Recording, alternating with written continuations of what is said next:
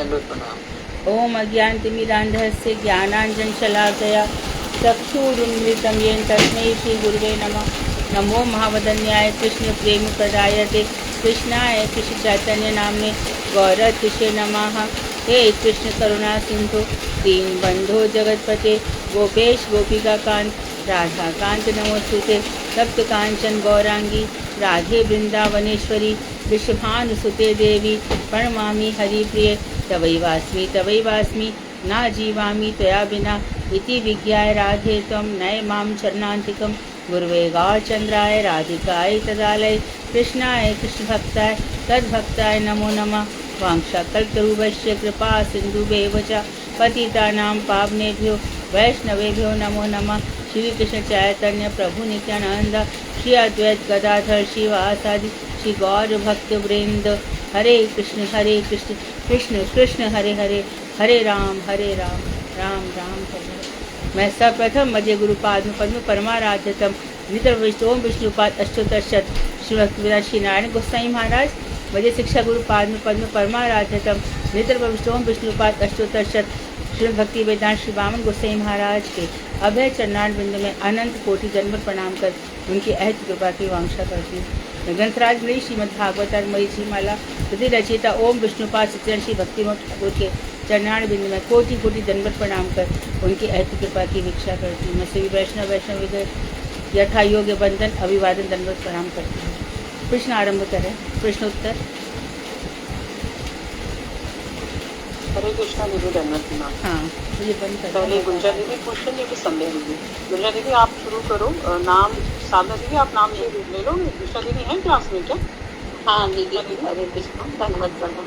ठीक है दीदी, हाँ हरे कृष्णा। कोटि दंडवत प्रणाम सभी को। लिखने में और पूछने में कोई त्रुटि वजह से क्षमा करिएगा प्लीज। पहला क्वेश्चन है कि अष्टादश किरण पेज 50-85 श्लोक 48 से श्लोक 60 के बीच के प्रश्न है। पहला प्रश्न है, नरकासुर किसका पुत्र था और उसने क्या उत्पात मचाया था? अनुराधा दीदी। नरकासुर पृथ्वी और वरादेव का पुत्र था और उसने 16,000 राजकुमारी या देव कन्या को बंदी बना लिया था। नहीं, सही करो, नंबर सही बोलो। 16,000 नंबर सही बोलो, कोई भी बोले। 16,001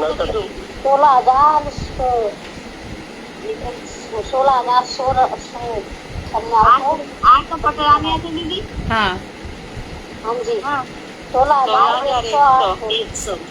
हाँ 16,100।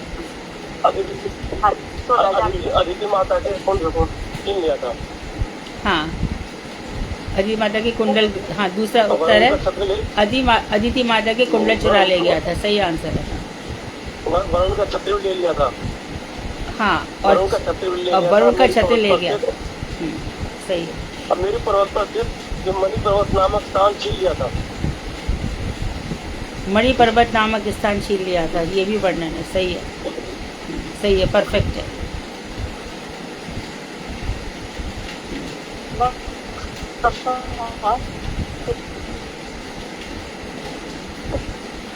आवाज नहीं आ रही है। स्त्रियों के साथ भगवान। पूजा, आपकी आवाज ब्रेक हो रही है। पूजा, आपकी आवाज ब्रेक हो रही है। किस प्रकार का हुआ था? फिर से बोलो।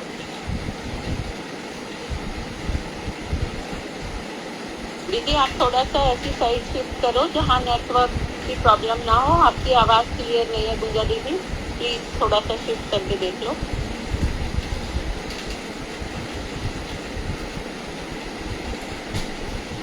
अब आ रही है आवाज? अब आ रही है आवाज? हाँ, अब आ रही है। हरे कृष्णा जी जी। कितनी स्त्रियों के साथ भगवान का विवाह हुआ था और विवाह किस प्रकार का हुआ था? मोहिनी दीदी। दीदी 16,100 रानियों से विवाह किया था और ये विवाह शास्त्र विधि के अनुसार अपनी चित्त शक्ति के बल से आश्चर्यजनक रूप से विवाह किया था।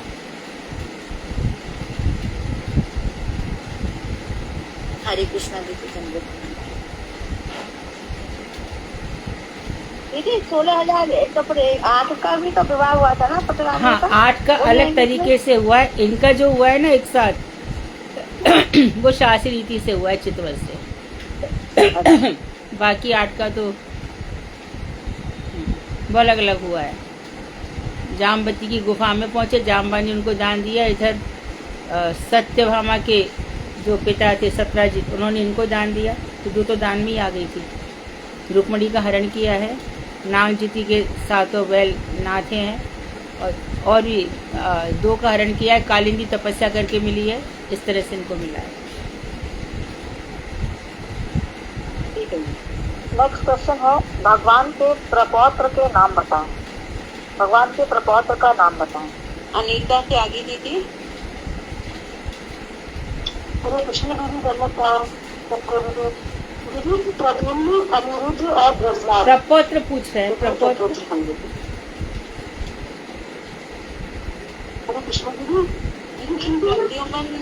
प्रद्युम्न तो पौत्र था ना, प्रपौत्र थोड़ी था दीदी। पद्मनाभ खाली पद्म नाम नहीं है। बद्रीनाथ, अनिरुद्ध और ब्रजलाल। अनिरुद्ध भी तो सत्यभामा का बताया था। प्रद्युम्न, हाँ, प्रद्युम्न का बेटा अनिरुद्ध है, और अनिरुद्ध का बेटा है बैजनाभ। जी दीदी ब्रजनाभ। नेक्स्ट क्वेश्चन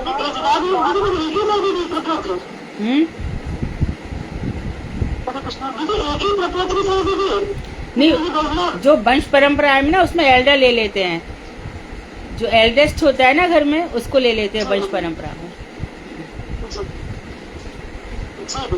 हाँ, नेक्स्ट क्वेश्चन है, कौन कौन से असुरों का वध भगवान ने किया था? सुषमा दीदी। हरे कृष्णा दीदी। कौन कौन से असुरों का वध भगवान ने किया? भगवान ने बहुत से असुरों का वध किया था, जिनमें से अगासुर, बकासुर, शकटासुर, तृणावर्त, पूतना इत्यादि प्रमुख हैं। धेनुकासुर से मरवाया था, व्योमासुर। अरिष्टासुर कौन? शक्टासुर। हाँ, अरिष्टासुर। अरिष्टासुर कह हाँ, रहे हैं दीदी। हाँ, ठीक है। नेक्स्ट क्वेश्चन, अरिष्टासुर किस रूप में आया था? अरिष्टासुर किस रूप में आया था? अरिष्टासुर किस रूप में आया था? बैल के रूप में हाँ, बैल। हाँ, और केशी दैत्य आया घोड़े के रूप में। दुर्योधन के साथ कौन कौन कुमंत्रणा करते थे? कुसुम दीदी। हरे कृष्ण जी प्रणाम। दुर्योधन के साथ कर्ण, दुशासन और शकुनि दुर्योधन के साथ कुमंत्रणा क्या करते थे?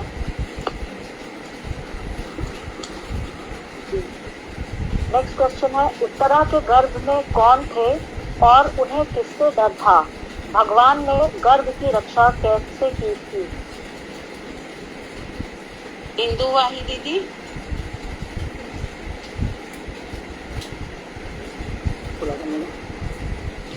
हरे कृष्णा दंडवत प्रणाम सभी को। उत्तरा के गर्भ में पांडव वंश का उत्तराधिकारी परीक्षित महाराज थे। उन्हें कौरवों के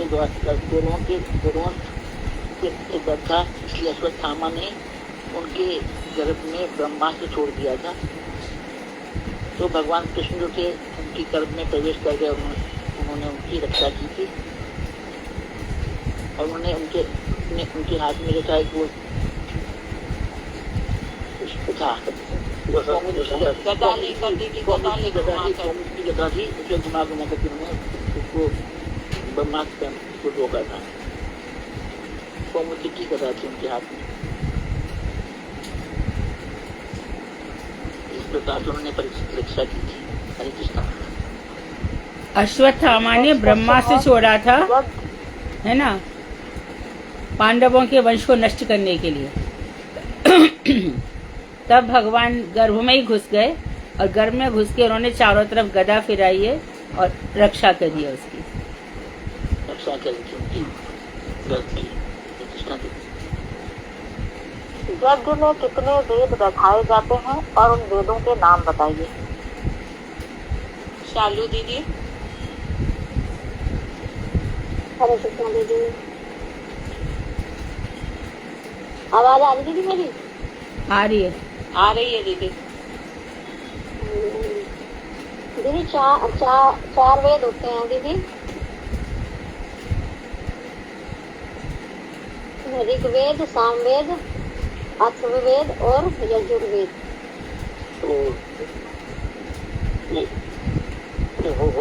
होता यज्ञ में कौन बैठाया जाता है, ये वेद नहीं पूछ रही हैं। यज्ञ में कौन 4 लोग बैठते हैं, ऐसा प्रश्न है। नहीं दीदी, इन्होंने प्रश्न जो पूछा है उसमें वेद पूछे हैं दीदी। वेद ही पूछे। अच्छा अच्छा, ठीक है ठीक है। तो 4 जो होते हैं हरे कृष्ण प्रभु, यज्ञ में जो 4 बैठते हैं वो है होता, उद्गाता, अधर्वी और ऋत्विक या ऋत्विज। ऋत्विज, होता, उद्गाता, अधर्वी। दीदी योगेश प्रभु जी बोल रहे थे। हाँ योगेश प्रभु जी, सॉरी। हाँ जी दीदी, होता, अधर्वा और 2, 3, तीसरा चौथा और बताओ। होता, उद्गाता, अधर्व्यू और ऋत्विज।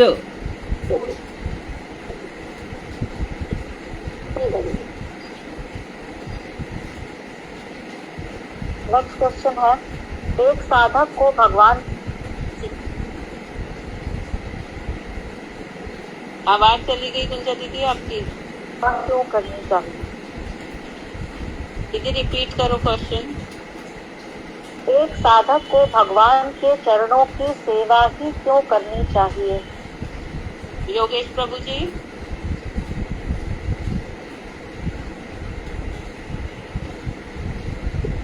जो व्यक्ति श्री कृष्ण के चरणों की सेवा की इच्छा करता है, उसे अपने धर्म की रक्षा के लिए लीला अनुधान करने वाले परतत्व उत्तम स्वरूप श्री कृष्ण की कर्मनाशक लीलाओं का सदा श्रवण करना चाहिए। ये गलत समझ है? नहीं, प्रश्न थोड़ा अलग है प्रभु जी। प्रश्न ये है, एक साधक को भगवान के चरणों की सेवा करने को ही क्यों लक्ष्य करना चाहिए? ये आप किसी और से पूछ रहे थे, मेरे से नहीं होगा। सुधा दीदी जी। हरे कृष्ण जी, दंडवत प्रणाम। एक साधक का लक्ष्य भगवत चरणों की सेवा होता है, क्योंकि वही उसका इस दुख में संसार से उद्धार कर सकते हैं। भगवान की सुंदर और मनोहर लीलाएं, उनका श्रवण, कीर्तन और स्मरण, इनके द्वारा वे अपने कर्मों के बंधन को काटता है। हरे कृष्ण जी, दंडवत प्रणाम। नेक्स्ट क्वेश्चन है, कर्म के प्रकार बताएं और उनको परिभाषित करें। सपना दीदी। हरे कृष्ण, दंडवत प्रणाम दीदी। हरे कृष्ण, सभी को प्रणाम। कर्म 3 प्रकार के होते हैं, कर्म, अकर्म, विकर्म। कर्म जो नित्य कर्म है वो कर्म जो है जिनको कर्म मतलब जो करने को बुला रहा है वो नहीं करे, और विकर्म मतलब जो नहीं कर रहा उनको भी करे। विकर्म नहीं करना चाहिए उनको।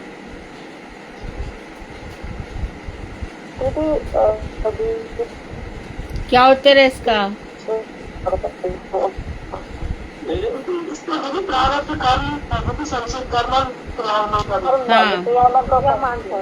प्रारब्ध संचित और क्रियामान। नित्य कर्म जो अपने माँ बापों की सेवा करते हैं, श्राद्ध करते हैं, वो तो है नित्य कर्म। नित्य कर्म नित्य जो कर्म में नहीं करना चाहिए। दीदी संचित कर्म को भगवान के लिए करना चाहिए। कह सकते हैं क्या? योगेश प्रभु क्या बोल रहे हैं?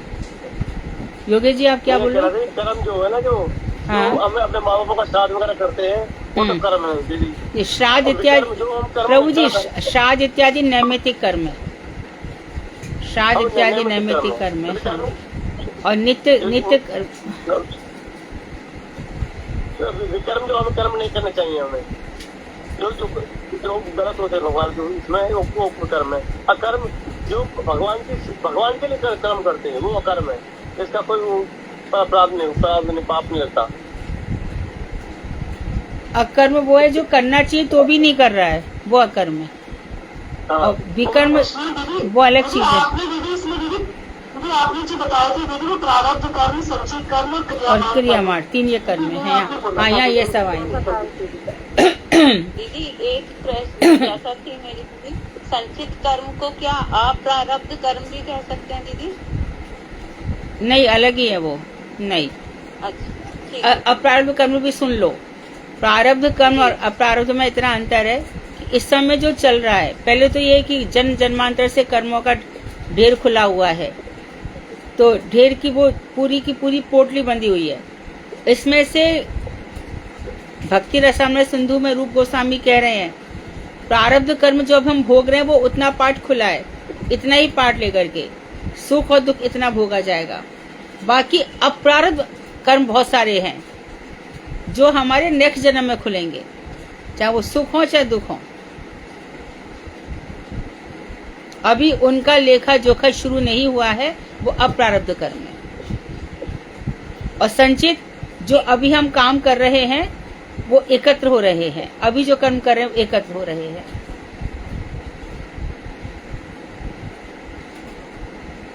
दीदी संचित तो दीदी वो तो क्रियामाण ही है ना दीदी, क्रियामाण कर्म भी तो होते नहीं ना दीदी? हाँ, क्रियामाण करने योग्य कर्म है। संचित जो एकत्रित हैं, अभी के भी और पिछले जन्म के भी, वो सब संचित हो रहे हैं। और प्रारब्ध है भोग, अप्रारब्ध जिनका भोग शुरू नहीं हुआ है, जन्म जन्मांतर से जो कर्म है वो संचित है। और क्रियामाण जो कर्म अभी हम करने जा रहे हैं। क्लियर हो गया दीदी, धन्यवाद दीदी। ध्यान रहे, प्रारब्ध एक साथ खुलता नहीं है।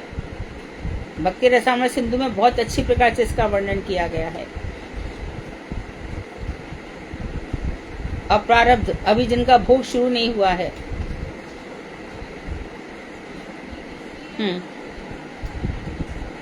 नेक्स्ट क्वेश्चन है, मर्त जीव को श्री कृष्ण लीला कथा श्रवण से क्या लाभ होता है? आशा सोनी दीदी।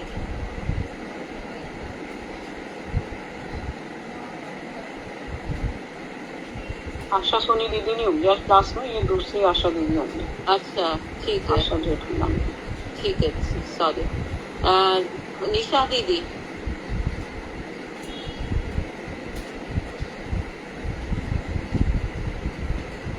हरे कृष्णा, निशा दीदी।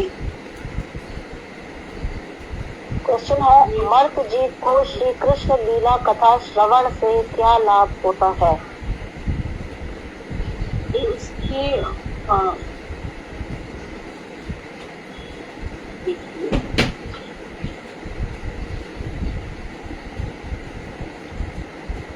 इसकी जो श्रवण करने से जो उसकी धीरे धीरे उसकी जो श्रद्धा हरि भगवान के श्री चरणों में दृढ़ होने लगती है, और उसका अध्ययन करने से और श्रवण और कराने से उसके सभी जितने भी इसके पाप और ये सब कर्म है वो धीरे धीरे इसके शुद्ध होने लगता है, चित्त शुद्ध होने लगता है, और उसका आगे अपने भजन में साधन में उसका मन और चित्त स्थित होने लगता है।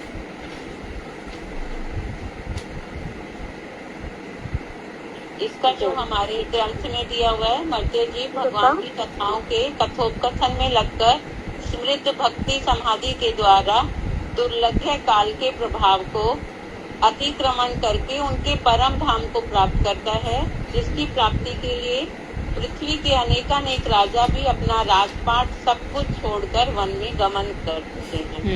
ये ठीक है। हरे कृष्णा दीदी, दंडवत प्रणाम।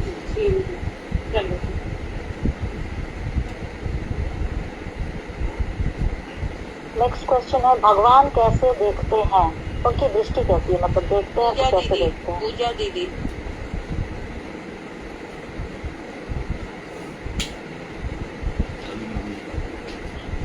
हरे कृष्णा, पूजा दीदी।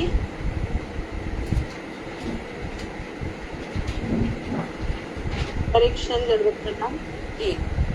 एक्चुअली आज मुझे मिस्टेक लगी थी, वो 2 क्लासेस के क्वेश्चन आए थे, तो मैंने वो कर लिए थे सिंगरी में जो बनाए थे। मैंने सोचा कि ये सारे क्वेश्चन हो गए हैं, लेकिन मैं फिर भी बोलती हूँ इनकी मैंने आंसर बनाए नहीं थे।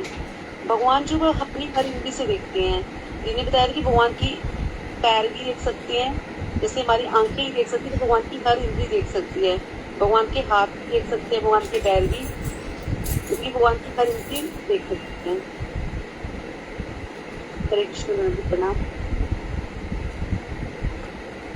और भी बोलना चाहो तो प्लीज बोलिए। चितवन कटाक्ष हरे कृष्णा ऋषि चितवन क्या देखते हैं? जी हरे कृष्ण। जी जी दीदी इसमें ये श्लोक आ सकता है ना, अंगानी ऐसे सकलेंद्र वृत्ति मनती यही है। पश्यंती मानती क्लियंती चिदम जगंती आनंद चिन्मय उज्ज्वल विग्रह से गोविंदम आदि पोषम तमम भजा। बिल्कुल ठीक है। नेक्स्ट है, भगवान किनके द्वारा अधम का नाश करते हैं और करवाते हैं? शिवानी दीदी। हरे कृष्णा दीदी प्रणाम। भगवान अधर्म का नाश करने के लिए विभिन्न साधनों का उपयोग करते हैं, जिसमें कर्म, ज्ञान और अपने अवतारों के माध्यम से शामिल हैं। जब धरती पर अधर्म आ जाता है तब भगवान किसी न किसी रूप में अवतार लेते हैं और अधर्म का नाश करते हैं, अपने भक्तों की रक्षा करते हैं और धर्म की रक्षा करते हैं। तो ये दीदी मैंने पूछा था कि अधम का नाश कैसे करते हैं, मतलब जो पर्टिकुलर व्यक्ति हैं जो अधम का नाश करवाते हैं, जिनके द्वारा, उनके नाम बताइए। नाम तो नहीं पता। दीदी बड़ी दीदी ने बताया था कि बलराम जी के द्वारा करवाते हैं और अर्जुन के द्वारा भी उन्होंने करवाया। ये दो बताए थे दीदी ने नाम, इसके बाद आप दीदी करेक्ट करेंगे। भीम के द्वारा भी करवाया था, मुचकुंद के द्वारा भी करवाया था, और दीदी मेरी क्लास छूट जा रही है बीच बीच में, मेरे घर में कुछ प्रॉब्लम थी थोड़ी, तो मैं थोड़ा थोड़ा बना ली, थोड़ा पढ़ लिया था, ज्यादा हमको नहीं पता दीदी। हरे कृष्ण दीदी। जी आप लोगों ने सबने ठीक बताया। नेक्स्ट क्वेश्चन है, श्री कृष्ण ने पांडवों द्वारा कितने यज्ञ करवाए? यज्ञ का नाम बताइए। सत्यवती चौहान दीदी। दीदी हॉस्पिटल से कल आई। ठीक है दीदी, ठीक है दीदी, कोई बात नहीं। राधे गोविंद के नाम से हैं। हरे कृष्णा। एक माया दीदी हैं, रेखा मिश्रा दीदी हैं, बताएंगे आप लोग?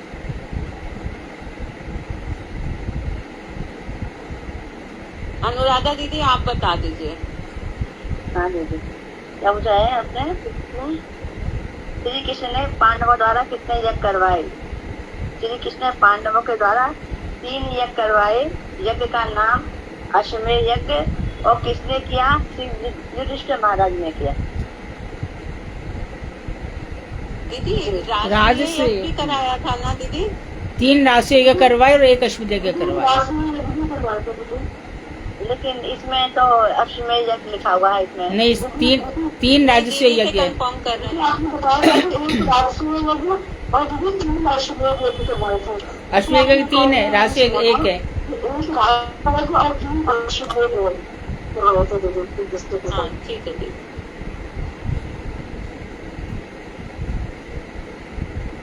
नेक्स्ट क्वेश्चन है, शंबरासुर कौन था? मोहिनी दीदी। हरे कृष्णा दीदी शंबरासुर एक ये असुर था, और इसने है ना ये रुक्मणी के महल से और प्रद्युम्न को उठा लिया था।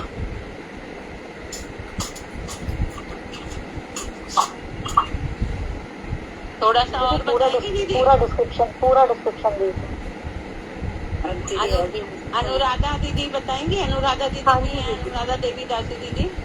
हाँ जी बताती हूँ। शंबरासुर एक शक्तिशाली असुर था, और एक्चुअली उसकी कथा जैसे मोहिनी दीदी ने बताया कि रुक्मिणी के जो बालक था, जो प्रद्युम्न था, उन्होंने उसको पता था कि वो उसके द्वारा मारा जाएगा।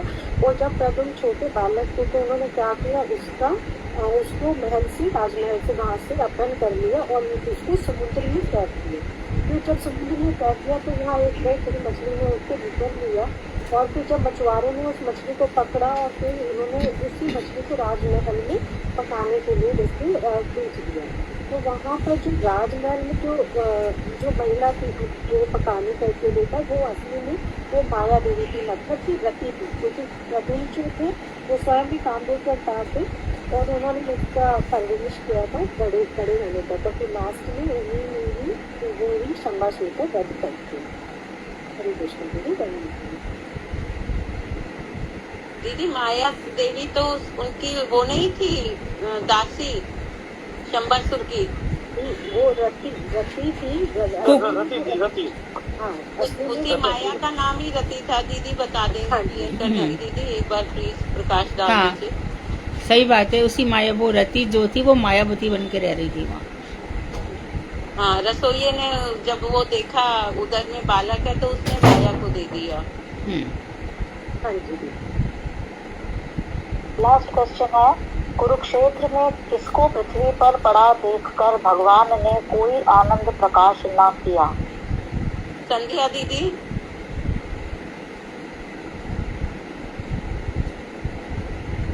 हरे कृष्णा दीदी। हरे कृष्णा दीदी। दीदी एक्चुअली कथा सुनी तो हम किसी आंसर पूछिए। निशा दीदी कोई और बताना चाहे? हाँ जी, निशा दीदी बता देंगे। दीदी दुर्योधन को जी दीदी। एक मिनट दीदी, दुर्योधन तो कहाँ पड़ा था? दुर्योधन तो भाग के समुद्र में चला गया है। दुर्योधन कब पड़ा हुआ था? दीदी जब उसकी जंगा तोड़ दी थी तब वो पड़ा हुआ था दीदी। पड़ा हुआ तो कुरुक्षेत्र में नहीं था, वो कुरुक्षेत्र में जो कुरुक्षेत्र का वो युद्ध खत्म हो चुका था उस टाइम पे। तो क्यों दी? लेकिन पड़ा तो कुरुक्षेत्र में था। वो तो तालाब में वो गया था, उसके बाद में वो निकाला है, युद्ध हुआ है दुर्योधन के उसमें जरा उसके साथ में, भीम के साथ में। तो कुरुक्षेत्र कहाँ था? वो तो तालाब में आके छुप गया था ना, द्वैत वन के सरोवर में। दीदी ग्रंथ में है, द्वैत वन के सरोवर में। हाँ, और वहाँ से उसको ललकार करके निकाला गया है। फिर हाँ, उसके बाद युद्ध हुआ है। तब भगवान के इशारे पर उसकी गदा पर प्रहार हुआ है, तब वो मरा है। सब लोगों के मर जाने पर वो द्वैत वन के सरोवर में छिप गया था।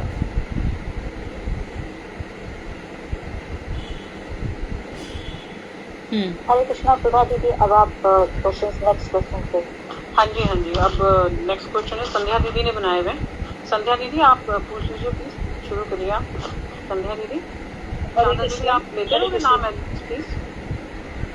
हाँ दीदी ले लूंगी, कोई दिक्कत नहीं। आप भी आंसर देना दीदी बीच में किसी क्वेश्चन। हाँ दीदी, मैंने दिए हैं 2 क्वेश्चन थे, अभी भी दूंगी। हरे कृष्णा दीदी, दंडवत। तो ये प्रश्न जो है वो पेज 392 से लेकर 399 तक के हैं, श्लोक 2 से 21 तक के। तो पहला प्रश्न है रस वार्ता भाग। अच्छा, कोई 2 प्रश्न में कुछ टाइपिंग मिस्टेक हुई है तो उसके लिए मुझे क्षमा करिएगा। पहला प्रश्न है रस वार्ता वाहक किन्हें कहा गया? रस वार्ता वाहक किन्हें कहा गया? इंदु वाही दीदी। हरे कृष्णा, दंडवत प्रणाम सभी को। रस वार्ता वाहक षड गोस्वामी को कहा गया है। ठीक है। अब प्रश्न 2, श्री कृष्ण की षड गोस्वामियों को रस वार्तावाहक नहीं कह सकते, रूप गोस्वामी है। जीव गोस्वामी को सिद्धांत, सबको अलग अलग दिया गया है ना। रघुनाथ दास गोस्वामी प्रयोजन तत्व, सनातन गोस्वामी संबंध तत्व, रघुनाथ भट्ट गोस्वामी को भागवत था, और जीव गोस्वामी सिद्धांत है।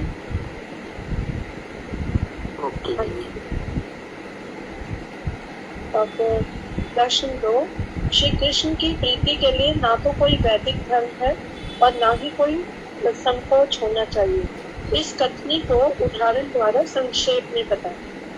कुसुम दीदी।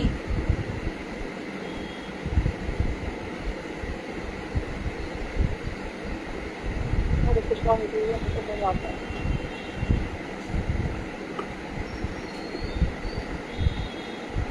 दीदी इसमें मैं बता देती हूँ। दीदी ने बताया था कि एक बार श्री कृष्ण के सिर में दर्द हुआ था, तो उन्होंने नारद जी को कहा कि मैं चरण धूलि से मेरा सिर दर्द ठीक होगा।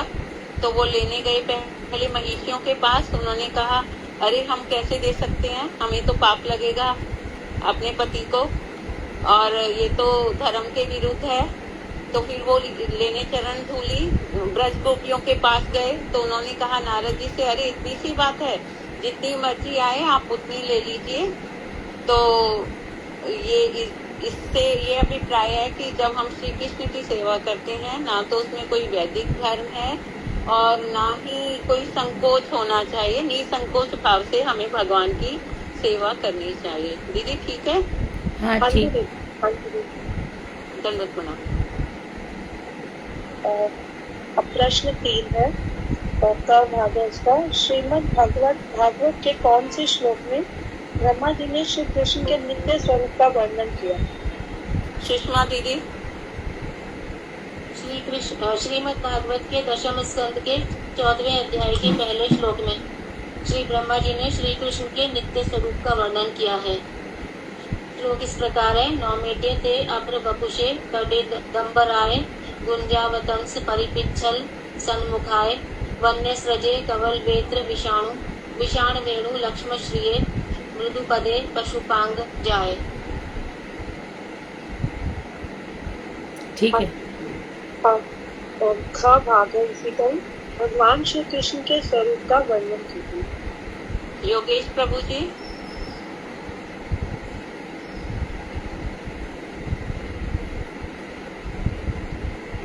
हरे कृष्णा। योगेश प्रभु जी। पूजा दीदी। हरे कृष्ण, दंडवत प्रणाम। श्री कृष्ण जी के नित्य स्वरूप का वर्णन करते हुए ब्रह्मा जी कह रहे हैं कि हे श्री कृष्ण, आपकी जो अंग कांति है वो चमकीला जैसे नीला रंग का मेघ है उसके समान है, चमकीले नीले रंग के समान है। जो आपके वस्त्र है वो विद्युत के समान पीले हैं। आपके जो करण है, भूषण है, वो गुंजा से बने हुए हैं।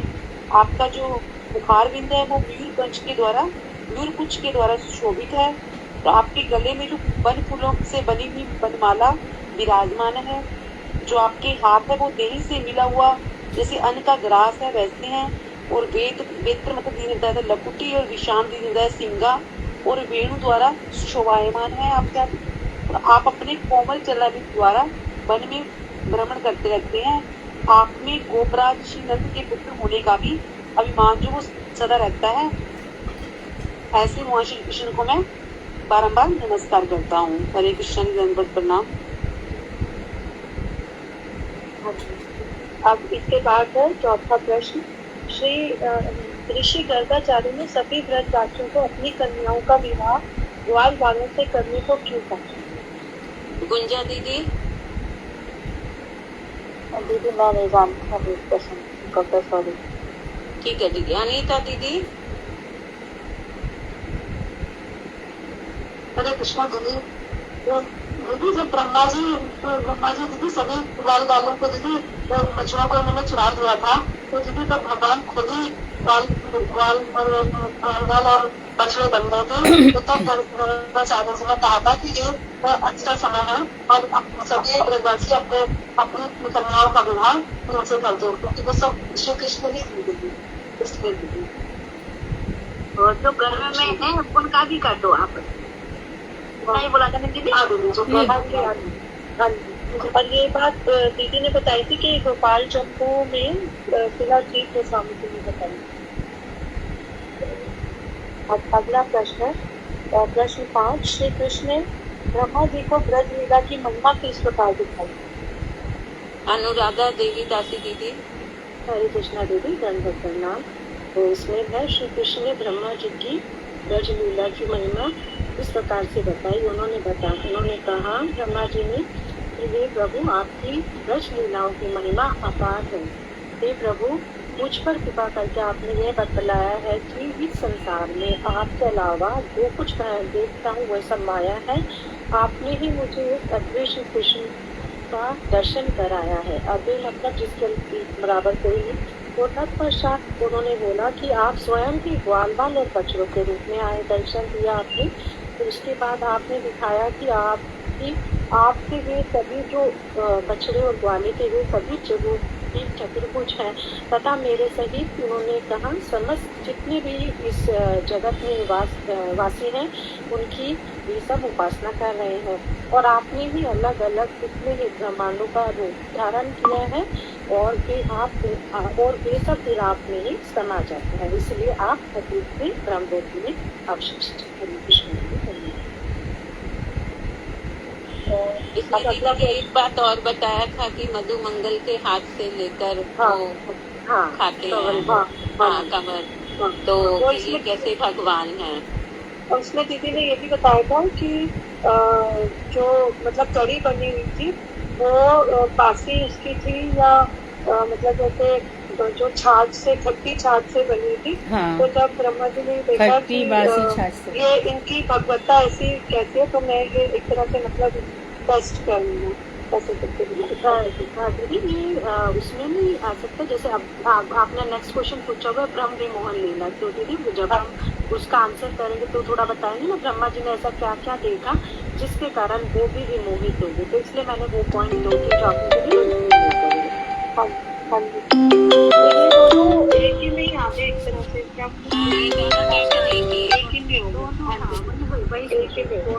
हरे कृष्ण बंधु नाम।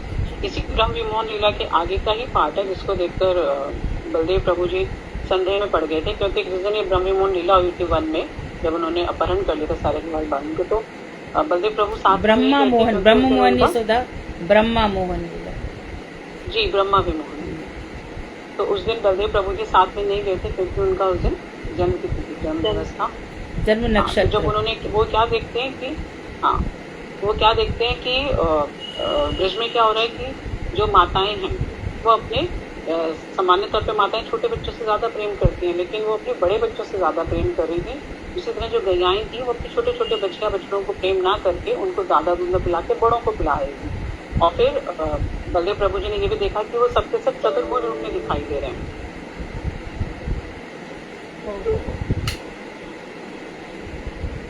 राधिका यहाँ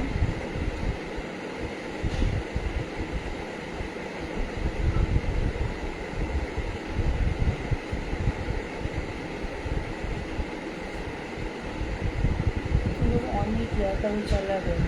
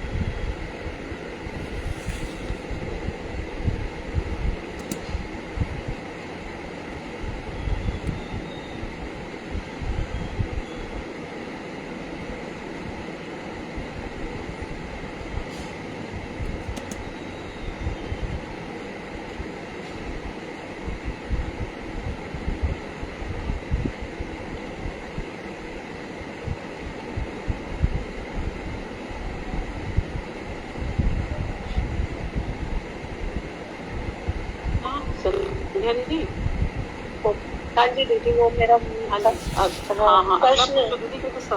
प्रश्न 10 है। श्री कृष्ण को जब वासुदेव नंदगांव ले जाने लगे तो क्या क्या अद्भुत लीलाएं? शिवानी दीदी बताओगे आप इसका? हाँ दीदी, हरे कृष्णा। जब श्री कृष्ण को वासुदेव नंदगांव ले जाने लगे तो कोई भी अशुद्ध लीलाएं नहीं हुई। वासुदेव ने कृष्ण की यशोदा के घर नंदगांव ले जाकर एक दिव्य कार्य किए जो अशुद्ध नहीं थी। वासुदेव ने अपने पुत्र को सुरक्षित रखने के लिए यह कदम उठाया। नहीं दीदी, ये नहीं है। हिंदू है दीदी, आप बताइए। हरे कृष्णा दीदी, दंडवत प्रणाम, सभी को दंडवत प्रणाम। ये प्रश्न नंबर 9 है। दीदी 10 है। प्रश्न है, श्री कृष्ण को जब वासुदेव नंदगांव में जाने लगे तो क्या क्या अद्भुत लीलाएं? जब वासुदेव भगवान कृष्ण को नंदगांव ले जा रहे थे तो सबसे पहले जितने भी वहाँ पे लोग थे, द्वारपाल थे, वो सब निद्रा में सो गए थे और सबके पैरों की बेड़ियाँ खुल गई थी। वासुदेव जी की पैरों की बेड़ियाँ खुल गई थी। तो महाराज वासुदेव ने धूप में भगवान बालक को रख करके वो यमुना पर गए। तो यमुना पूरे उफान पर थी, वो बहुत ऊपर लहरें आ रही थी। लेकिन जब यमुना जी ने भगवान कृष्ण के चरणों का स्पर्श कर दिया तो यमुना जो थी एकदम नीचे आ गई थी। फिर जो नंद बाबा वासुदेव थे वो नंदगांव गए। वहाँ पर जाकर देखते हैं कि वहाँ पर 2 बच्चे हैं उनके यहाँ, एक बालिका और एक बालक। और फिर जब उन्होंने अपने भगवान कृष्ण को वहाँ निकाला तो दोनों बच्चे मिलकर एक हो गए। फिर वो बालिका को लेकर के यहाँ लौट आए थे कंस की नगरी में। नहीं दीदी, उनको तो पता ही नहीं लगा था कि उनके 2 बच्चे हुए हैं। यशोदा मैया को भी नहीं पता था और वासुदेव को भी नहीं पता था। दीदी ने बताया था कि जब उन्होंने लिटाया है तो उनकी पुत्री को उठा लिया है और वो जो लेकर गए थे और जो वहाँ जो बालक था वो दोनों एकाकार हो गए। वही दोनों बालक एक बालक बन गया था। दीदी यहाँ पे दीदी ने ये भी बताया था कि यमुना जी ने उनको मतलब पहले तो यमुना उफान पर थी, फिर जब उन्होंने देखा तो मेरे इष्ट है तो उन्होंने फिर उनको मतलब रास्ता दे दी। भगवान ने जब स्पर्श कर तो वो हाँ, चरण स्पर्श कर दी। वो चुंदड़ी ओढ़ के आई थी, इसलिए चुंदड़ी मनाया जाता है। दीदी अभी पॉइंट बोलती है। दीदी इसमें अद्भुत लीलाएं क्या हुई है, ये नहीं समझ में आई थी। क्या हुआ है?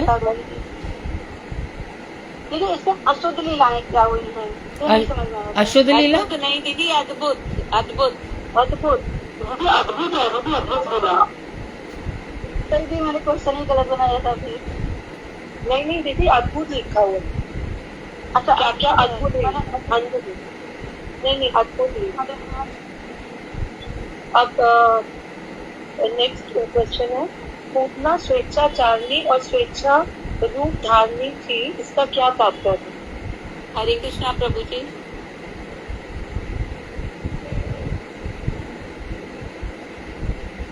वो पास में है नहीं, मैं बता देती हूँ। स्वेच्छाचारिणी का अर्थ है अपनी इच्छा से कहीं भी जाने वाली, और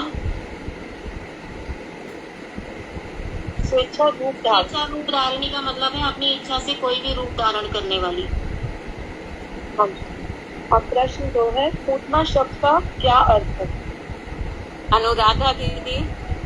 हरे कृष्ण। पवित्र नहीं है। दीदी आप बोलो अनुराधा खंडेलवाल या अनुराधा दासी? नहीं, वो अनुराधा देवी दासी दीदी बोलती हूँ उनको मैं, आपको अनुराधा दीदी बोलती हूँ। ठीक है। प्रश्न 3, भगवान श्री कृष्ण ने पूतना को देखते ही अपनी आंखें बंद क्यों कर ली थी? कुसुम दीदी। वो मैया का रूप धारण कर भगवान कृष्ण को मारने के लिए आई थी। दीदी इसमें और भी था कि वह स्त्री बनकर आई थी, फिर माता का रूप लेकर आई थी और बहुत कुटिल थी, लेकिन वो साक्षात का बच्चा रूप धारण किया हुआ था। हाँ जी। अब प्रश्न 4 है, पूतना को किस प्रकार की गति प्राप्त हुई? अगर कोई रह गया है जिसने अभी तक नहीं बताया तो प्लीज पहले वो बता दें। हरे कृष्णा दीदी, धात्री गति। हाँ जी, ठीक है। ठीक है। अब प्रश्न 5 है, पृष्ठ 394 से 399 में जिन लीलाओं को हमने श्रवण किया उन्हें केवल नाम के द्वारा क्रम अनुसार बताएं। योगेश प्रभु जी आप बताएंगे। हरे कृष्णा। माया दीदी। संकट भजन लीला हाँ जी, पूतना वध हो गया, यही हो गए 3। पहले पूतना फिर संकट भजन लीला हुई, फिर वधवा 3 तो है। ठीक है, और भी हुई है इसके बाद भी है। इसके बाद किसके बात की दीदी? हाँ बोल दीजिए। जम्भाई लीला हुई दीदी, जम्भाई लीला हुई दीदी, और दीदी फिर दीदी बैंगन लीला हुई, जो और दीदी जो दीदी पैरों से चलने लगे दीदी वो दूल्हा भी चापल दूल्हा तो दीदी। और उसके बाद डॉक्टर दीदी जब हम बीमार बने तो दीदी तो बाकत तोड़ी दूल्हा और उनका जन्म दूल्हा बाबा का निकला। हाँ जी हाँ जी कुमार। फिर उसके बाद है प्रश्न 6, शपथ भजन लीला जब हुई तो कौन सा उत्सव चल रहा था? पूजा दीदी। हरे कृष्ण गुरुपत प्रणाम। ये मैं बता देता हूँ, ये बता देता हूँ।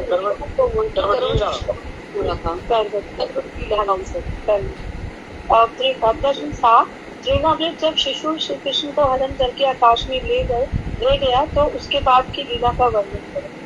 संध्या दीदी इसका आंसर आप ही बता दीजिए क्योंकि जो पूछते हैं उनसे। हाँ दीदी इसमें ये है कि जब वह आकाश में ले गए तो बवंतर का रूप धारण कर लिया और चूंकि वह भारी हो चुके थे तो जो त्रिनावृत है उसकी जो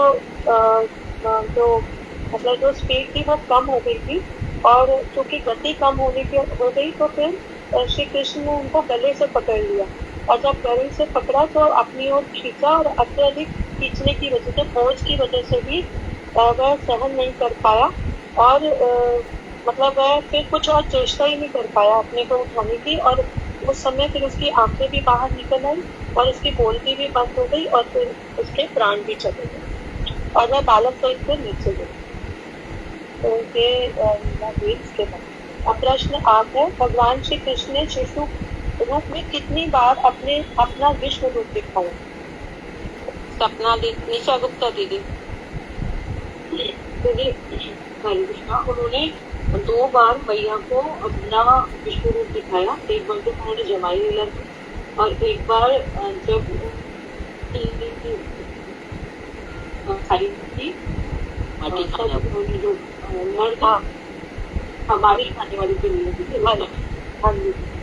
और इसके बाद है प्रश्न 9, बलराम तथा कृष्ण की घुटनों पर चलने की लीला को किस नाम से पुकारते हैं? सपना दीदी। हरे कृष्ण रिंग लीला। हाँ जी। और प्रश्न 10, श्री कृष्ण द्वारा कुमार अवस्था में की गई सफलता का संक्षेप में वर्णन कीजिए। अनुराधा दीदी। हरे कृष्ण। ये यशोदे तुम्हारा कृष्ण कभी कभी हमारे घर आकर हर समय में ही बच्चों को बोल देता है और ठगा कर हंसने लगता है। हमारे दही दूध को भी बड़ी कुशलता के साथ चुरा कर स्वागत करता है। यही नहीं, खाने के बाद बंदरों को भी खिलाता है। यदि वे भी नहीं खा पाते तो हमारे मटकों को भी तोड़ डालता है। दही प्राप्त न होने पर जोधपूर्वक सारे बालकों को डांट फटकार कर रुला देता है और स्वयं भाग जाता है। और दीदी ने ये भी बताया था उनके साफ सुथरे घर में मलमूत्र त्याग कर देते। उसके बाद प्रश्न क्या है, दामोदर लीला में लक्ष्मी मिलता है तो जब कुछ नहीं मिलता है ना वो काम करता है। प्रश्न 11, दामोदर लीला में रस्सी 2 अंगुल छोटी पड़ जाती है, भक्ति में यह 2 अंगुल का क्या तात्पर्य? मैं बता देती हूँ, भक्त की चेष्टा और भगवान की कृपा। हरे कृष्णा दीदी, दंडवत प्रणाम। क्वेश्चन आंसर का सेशन हो गया। बहुत अच्छे प्रश्न रहे। तुम लोगों ने इतने प्यार से कथा सुनी है, इतनी श्रद्धा के साथ दिन प्रतिदिन जिस तरह से श्री कृष्ण लीला में तुम लोगों का आवेश हो रहा है, ये बहुत ही प्रसन्नता की बात है। बहुत सुंदर। मैं जितनी दीदी ये तो श्रेय आपका है कि आप इतना एफर्ट डाल रहे हो, कोई और किसी और का भी आखिरी है, आपका ही है। आपकी कृपा दीदी। आप इतनी मधुर कथाएं सुनाते श्री कृष्ण लीलाओं की अभी जो लीलाएं तुम लोग सुन रहे हो ना, अब जो भजन करोगे ना मंत्र जाप, तुम्हें और भी ज्यादा आनंद आएगा। अब लगेगा कि हाँ अब मंत्र जपना चाहिए। तो मैंने भी सुना। भाई बीमार थे तो आज तुमने कथा पूरी। भाई जी क्या कह रहे हैं? दीदी हमें तो ऐसा होता सब इंटेलिजेंट है। हमको तो दीदी ऐसा होता सब पढ़ाते हो ना, वो हमारे दिमाग में बैठ जाती है, आपकी याद आती है हर चीज। नहीं तो फिर क्या होता है, ड्राई हो जाता है ना। अभी कृष्ण राधा दीदी उनके मेरे मेरी बात उसकी बातों की वो उनकी रिकॉर्डिंग मैसेज कृष्ण आती है तो दीदी हम आपकी रिकॉर्डिंग कैसे बात सुनते हैं दीदी तो दीदी फिर अच्छे से याद हो जाते हैं तो दीदी एक बहुत बड़ा बदलाव है दीदी। हरे कृष्ण दीदी। स्टेटस पर आ जाता है ना, जब मना तब खोल के बैठ जाते हैं, तो खाने लगा सुनते रहो। आपकी वाणी सुनने में अब सचमुच नहीं, पहले जो भजन होता था ना, अब हमारे पास कॉन्सेप्ट्स हैं भजन करने के लिए, हमारे पास लीलाएं हैं, उनकी हर चीज, बंशी ध्वनि भी जब आ जाएगी याद, तो कैसे वृंदावन में मोर नाच रहे हैं, हिरनियों को क्या लग रहा है, मेघों को क्या लग रहा है, ऐसे कई चीजें आएंगी याद। और सचमुच मैं बताऊं, एक दिन ऐसा होगा कि कृष्ण प्रेम में क्रंदन भी करेंगे खूब। ये सही दिशा चल रही है। आज का बहुत अच्छा, आप लोगों ने ये लीलाएं भी सुनी और प्लस जो हम एक्स्ट्रा बताते हैं वो सब भी बहुत ध्यान से सुना है। हरि बोल, हरे कृष्णा। ठीक है, हरि बोल दीदी, दीदी हरि हरि बोल, जोर से बोलो हरि हरि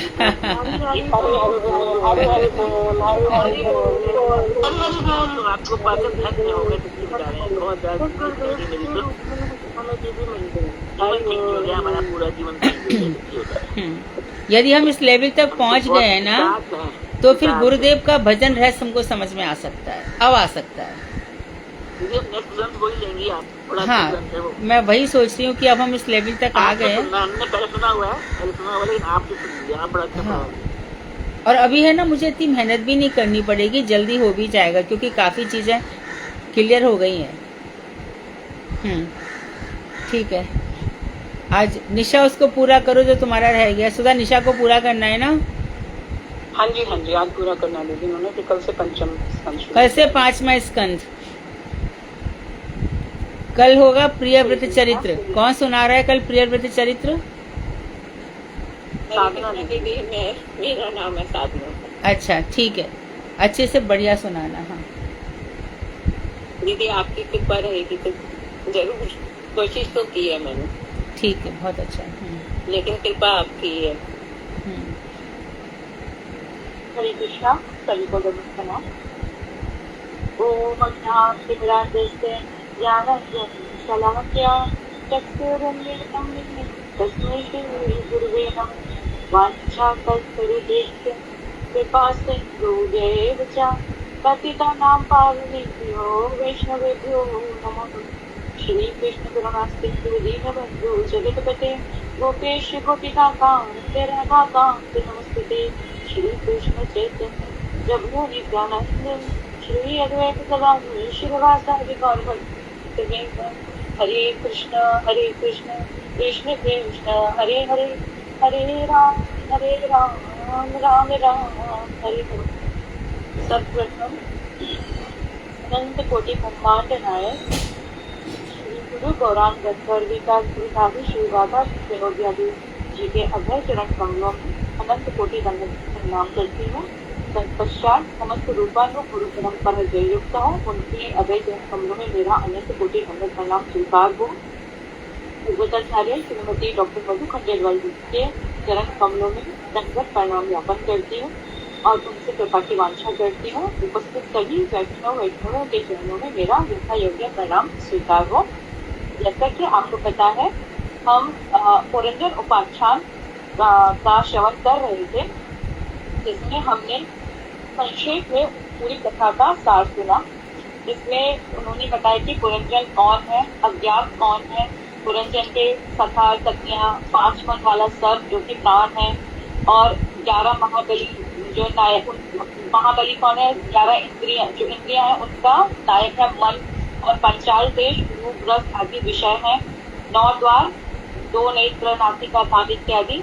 तत्पश्चात राजमहिष जो पुरंजनी है वो है बुद्धि, और अंतापुर हमारा जो है हृदय अर्थात मन। और एक रथ यहाँ पर हमने व्याख्या की थी कि रथ जो है देह, इंद्रिया, के अश्व, पाप, पुण्य इत्यादि, ये सब हमने सेवन किया था। तो इसके पश्चात हमने सेवन किया चंडवेद, कालकन्या, यज्ञेश्वर जो कि मृत्यु है, यज्ञेश्वर की सेना, आदि व्याधि, और प्रचार जो कि मृत्यु का कारण बनने वाला यज्ञेश्वर का भाई है। यह सब पुरंजन की आयु को हरने लगे और तब पुरंजन ने अज्ञान से आवृत अभिमानी, अब यहाँ पर हम पुरंजन उपाख्यान का सार श्रवण कर रहे हैं।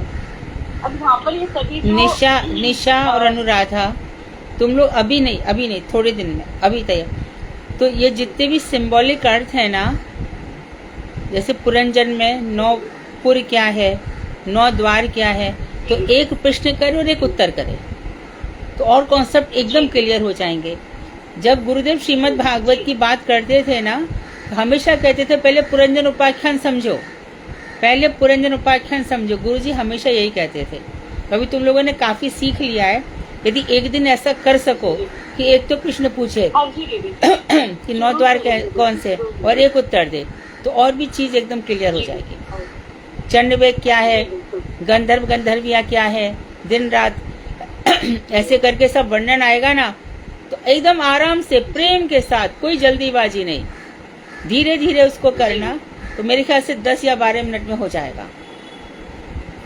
तो आप एक्चुअली क्या होता है ना कि कथा को संक्षेप में करना होता है और उसको 10 या 12 मिनट में खत्म भी करना होता है, पूर्ण करना होता है, तो इसलिए बहुत सारी चीजों को संक्षेप में लेना पड़ता है। सुनो निशा, एक चीज याद रखना कि तुम जो कुछ भी कर रही हो बार बार तुमने खुद ने कितना सीखा, ये कृष्ण की कृपा समझो।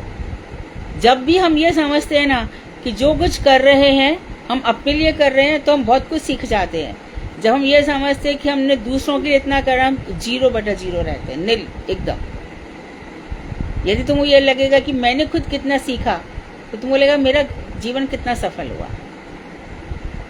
दीदी मैंने कथा संक्षेप में बहुत बार पढ़ा और मैंने वही मैं सुनाने का प्रयास कर रही हूँ, जिससे कि वो बहुत इजी लैंग्वेज में समझ में आ जाए। तुम्हारे प्रयास बहुत अच्छे हैं और हम सब सुन भी रहे हैं, है ना।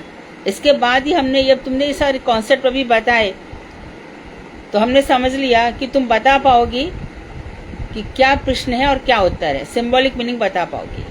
तुम्हारी योग्यता देख करके मैंने ऐसा सोचा। तो तुम और अनुराधा दोनों, अनुराधा ने भी बहुत अच्छा बोला था, एक दिन बैठ करके ऐसा प्लानिंग करो, इसको टेबुलर फॉर्म में बना दो सब चीज, और हो सके तो यदि तुम लिख रही हो तो उसको इस पे व्हाट्सएप पे भी डाल दो, तो कम से कम किसी ने 10 भी पढ़ लिया तो भी हो जाएगा ना। तब देखो ये प्राण जो होते हैं ना, प्राण इंद्रियों के बल पे चलते हैं। जब पहले प्राण निकलेंगे उसके बाद इंद्रियां काम करना बंद करेंगी। प्राण जब तक है तब तक एक उंगली भी हिलती है ना, तो लगता है कि प्राण है इसके शरीर में। तो हर चीज का जब हम ये समझ लेंगे अर्थ, तो हमें अपने जीवन को समझने में कितनी सहायता मिलेगी। और जो अविज्ञात नाम का सखा है, वो हमारे हृदय में हमेशा ही बैठा रहता है। अंतर्यामी तो वही है, हमारे लाखों करोड़ों जन्मों का साक्षी वही है। तो उनको भी समझना है और हमें अपने शरीर को भी समझना है, अपने मन बुद्धि चित्त अहंकार को समझना है, और हमारे जीवन में मृत्यु का वेग क्या है, दिन रात कैसे हमारे चलते चले जा रहे हैं, ये चीजें क्लियर हो जाएंगी। ठीक है। जब उसके प्राण निकल गए तब उसने अंतिम समय में स्त्री का ध्यान किया, उसका मन स्त्री में लगा हुआ था, इसलिए अब उसको जो दूसरा जन्म स्त्री का मिला। अब इस तरह से पूरा उपाख्यान हमने श्रवण किया। अब पुरंजन उपाख्यान का सार जो कि नारद जी प्राचीन ग्रंथ को समझा रहे हैं, जो कि तत्व है। अज्ञान से आवृत अभिमानी जीव बहुत से आध्यात्मिक, आदि दैविक और आदि भौतिक दुखों से कष्ट पाता है, और जब जीव भगवान की उपलब्धि नहीं कर पाता तब तक देह आदि में मैं और मेरा का बुद्धि करके विषय भोग का चिंतन करता है और सात्विक, राजसिक और तामसिक कर्म करते हुए विभिन्न योनियों को प्राप्त करता है और प्रारब्धों को भोगता रहता है। कृष्ण संबंध ज्ञान से रहित अविद्याग्रस्त दशा में मोह के कारण उत्पन्न दुखों से छुटकारा पाने के लिए जो भी कर्म किए जाते हैं, उसमें पुनः पुनः दुराचार और विघ्न की संभावना होती है, और मोह के कारण दुखों की निवृत्ति नहीं होती। एकमात्र भगवान श्री कृष्ण के प्रति परम भक्ति से ही उस अज्ञान और अविद्या का विनाश होता है और विषयों से वैराग्य संभव है, जो कि कृष्ण संबंध रहित जितने भी विषय हैं उनसे वैराग्य केवल भगवान की भक्ति के द्वारा ही संभव है। इसीलिए श्री गुरुदेव का पद आश्रय ग्रहण करके जो व्यक्ति श्रद्धा पूर्वक निरंतर हरि कथा श्रवण एवं भगवत लीलाओं का अध्ययन करते हैं, वे शीघ्र ही भक्ति योग में प्रविष्ट हो जाते हैं। भगवान की कृपा होने पर ही जीव अत्यधिक आसक्ति को परित्याग कर सकता है। हे राजन, तुमने कर्मकांडी यज्ञों को संपन्न करने के लिए संपूर्ण पृथ्वी को यज्ञ वेदियों से आच्छादित कर दिया तथा अपनी भौतिक इच्छाओं की कामना से बहुत सी यज्ञ पशुओं का वध करके तुम स्वयं को महायागकारी मानकर अभिमान करते रहे। इसीलिए तुम भगवत आराधना रूपी हरि सेवा को एकमात्र परम कर्तव्य के रूप में नहीं जान पाए हो। भगवत भजन और भगवत चरणाश्रय से ही जीवों का सब प्रकार से मंगल होता है। तुम कर्म कांडों के फल की आसक्ति और गृहस्थ आश्रम का परित्याग करके श्री हरि से प्रीति स्थापित करो तथा संसार प्रवृत्ति अर्थात विषयों से विरक्त हो जाओ। तुम आत्मा के विषय में कुछ तो विचार करो। राजा प्राचीन बर्वी ने देवर्षि नारद जी से कहा कि आपने मुझे जो कुछ बताया वह मैंने ध्यान से सुना। मेरे कर्मोपदेशक गुरु निश्चय ही इस तत्व को नहीं जानते होंगे। यदि वे जानते तो मुझे इसका उपदेश अवश्य ही करते। आपके उपदेशों से मेरे हृदय में उत्पन्न भक्ति, ज्ञान एवं वैराग्य के विषय में सभी संशयों का छेदन हो गया है, किंतु अभी भी मेरे मन में एक संशय है। कृपया कर आप इसका समाधान कीजिए। उन्होंने 2 संशय यहाँ पर पूछे। प्रथम संशय है, जीव जिस शरीर से इस लोक में कर्म करते हैं उस देह को इसी लोक में परित्याग करके कर्म अनुसार स्वर्ग या नरक का भोग करते हैं, यह कैसे संभव है। उनका दूसरा संशय था कि वेदों में यह भी वर्णन सुनने को मिलता है कि वेदोक्त कर्म किए जाने पर वे कर्म तत्क्षण ही नष्ट हो जाते हैं, फिर उनका परलोक किस प्रकार संभव है। देवर्षि नारद जी इसका उत्तर दे रहे हैं कि जीव स्थूल वासनामयी देह से समस्त कर्म करता है। स्थूल देह के नष्ट हो जाने पर भी लिंग देह अर्थात सूक्ष्म शरीर नष्ट नहीं होता और जीव इससे ही स्वर्ग और नरकों में फल का भोग करता है। दूसरे संशय का निदान करते हुए देवर्षि नारद जी कहते हैं कि मैं ब्राह्मण हूँ, मैं क्षत्रिय हूँ। इस प्रकार के वर्णों व जातियों के अभिमान से देह अभिमानी जीव को लगता है कि इन्हीं कर्मों को करने से ही उनका हित होगा। कर्म किए जाने पर जीव इंद्रियों द्वारा उन कर्मों के फलों को भोगते हैं और विषयों का मन में चिंतन करते हुए पुनः पुनः कर्म करते रहते हैं। इन कर्मों से ही जीव का बंधन होता है। यद्यपि ये समस्त कर्म विनाशी हैं, किंतु ईश्वर के द्वारा जीव को यथा योग्य कर्म फलों को प्राप्त कराते हैं। कर्माभिमान द्वारा जीवों का पुनर्जन्म होता है। इस प्रकार देवर्षि नारद ने राजा प्राचीन बर्वी को जीव व ईश्वर के स्वरूप का उपदेश दिया और सिद्ध लोक को चले गए। राजा प्राचीन अपना संपूर्ण राज्य पुत्रों व मंत्रियों को सौंपकर तपस्या के लिए कपिल मुनि के आश्रम में चले गए और समस्त संग का परित्याग करके एकाग्र चित्त से भक्ति पूर्वक भगवान के श्री चरण कमलों का प्रतिक्षण भजन करते हुए भगवत सारूप्य को प्राप्त हो गए। इस पूरे उपाख्यान का जो फलश्रुति है वो है, जो पुरंजन उपाख्यान में वर्णन किए गए आत्म तत्व का श्रवण करते हैं तथा दूसरों को श्रवण करवाते हैं, वे संसार के मूल वासनामय लिंग देह से मुक्त हो जाते हैं। यदि जीव की श्री कृष्ण में भक्ति, जीवों पर दया एवं आत्म तत्व ज्ञान अर्थात स्वरूप की उपलब्धि हो जाती है तो वह जीव संसार से मुक्त हो जाते हैं। हरे कृष्ण जी। बहुत सुंदर, बहुत ही अच्छा, बहुत सुंदर।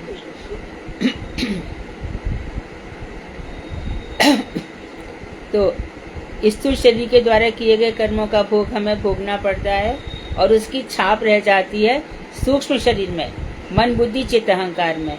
इसी से ही वो स्वर्ग नरक इत्यादि भोगता है और फिर बचे हुए कर्मों को लेकर के फिर अगला जन्म भोगता है।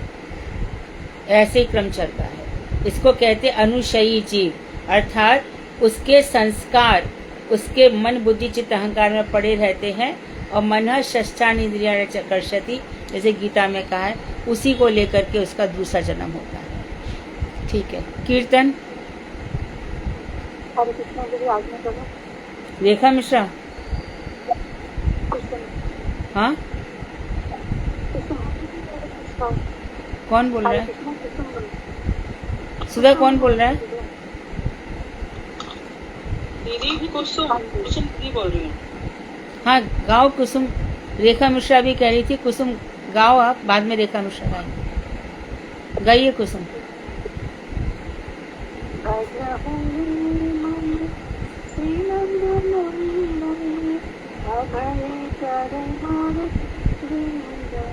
जोर से गाओ।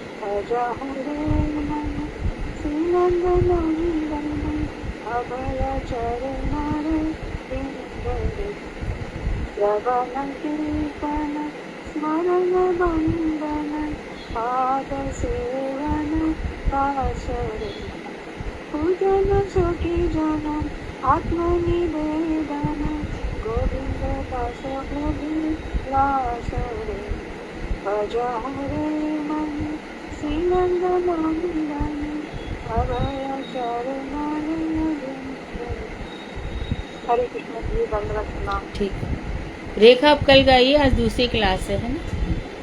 वांछाकल्पतरुवश्य कृपा सिंधु वेवचा पतितानां पावनेभ्यो वैष्णवेभ्यो